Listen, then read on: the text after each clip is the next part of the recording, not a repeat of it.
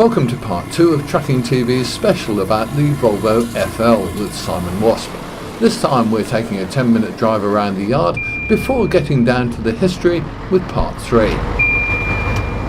What an awesome little thing. You feel at home, don't you? Yeah, I do. It's odd. It's like riding a bike. But to be honest, I don't have the attachment to new trucks. Right. They're false. They drive themselves. They don't talk to you. They're so powerful, you don't know what it's doing. And they're so electronic. Well done! Well done. But these were a very popular truck in their day. Governor's motor. Cheap, Cheap? reliable, light, economic, simple. The residuals on them weren't very good, and they're not really built for living in, but people did live in them. Roy Adams took his tray out here when I was at Russell Davis to give him more room, and he was the only one that had he didn't want this rubbish, so he took it out. So he got a lower, better cross cab access, but I'm only little. I hadn't had much else. I'd had an F10 before one of these, and then one of these. I loved it. I just loved it. I was living a dream.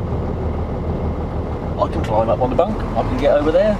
But if you're a big guy, you can't actually drive. Yeah, you can't go further back, can you? And this is actually dangerous. I've talked about this before in my book. That if you were in a head-on, you need this piece here for you. Yeah. In a little Scania P cab, the bunk was lower than the seat. So if you had a bang, you can go into here. Right. But you do this in this, and you can't because of this bed. That's all going to smash up, but it's going to hurt you. Yeah.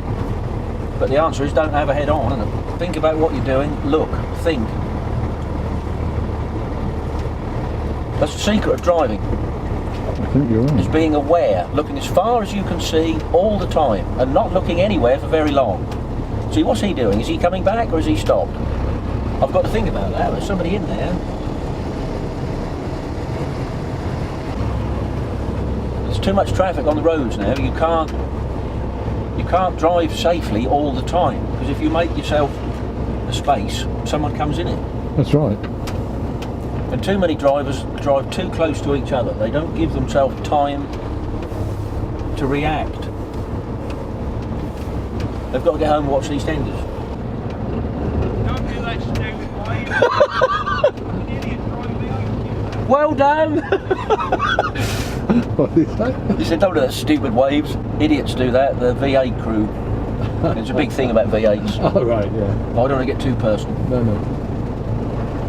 But I had two V8s, and they cost me £100 a week more than things that weren't V8s. Right. And did they earn that £100? Answer? No. Oh, right. So the proof of the pudding, they were fantastic trucks, but they're too expensive. They go on forever. The residuals on them is ridiculous. Good.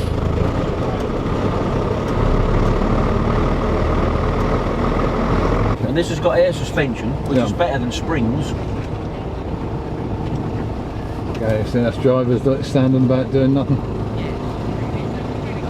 All drivers love to talk. I know.